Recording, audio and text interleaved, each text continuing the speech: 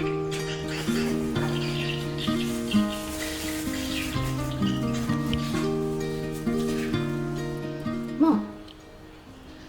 Hmm. tanya dulu kayu pasal baju raya. Tema ke apa?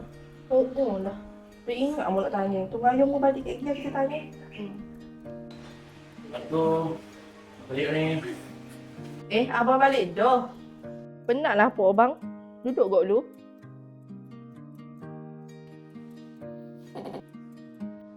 Yo. Oh, Alu rasa macam nak makan onde-onde. undi-undi. Ayah pergi beli boleh tak? Undi-undi. Boleh lah dekat ni kedai. Nah, abang pisat nah. Allah. Abang nak pergi mana? Kan baru balik. Haklah dulu. Alung nak undi-undi. Tak apalah. Pisat depan ni kedai. Nah, abang pisat nah. Macam-macam lah.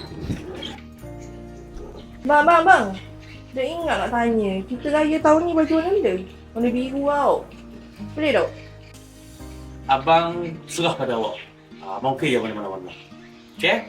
Abang pisat nah. Yelah. Hati-hati tu.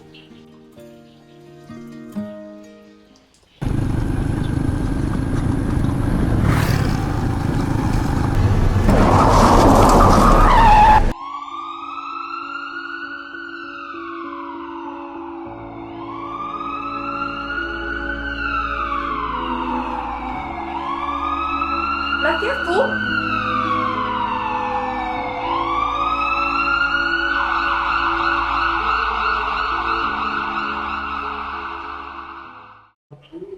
Mak.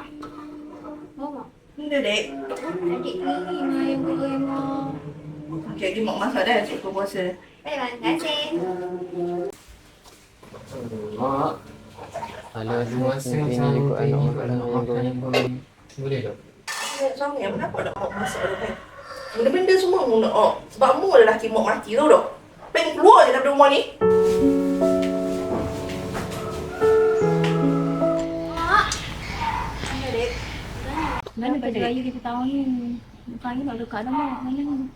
Tak tahulah dek. Barang dapur pun tak ada dah. Mak tak ada duit je dah. Ni semua sebab Alung mak. Sebab Alung lah hidup kita jadi gini. Ayah pun tak ada dah. Baju raya lagi dah tak ada dah.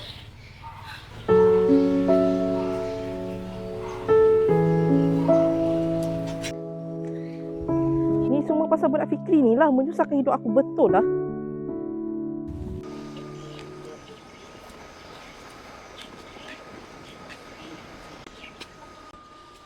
Assalamualaikum.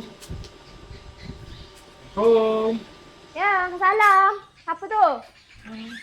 Ya, siapa? Benarnya saya mari ni nak bagi amanah daripada seorang. Oh. Sekejap ah. Panggil mak tak? Mak! Oh, mak! Ya. Ni ada orang nak bagi barang Kenapa dek? Oh, tak tahu. Apa?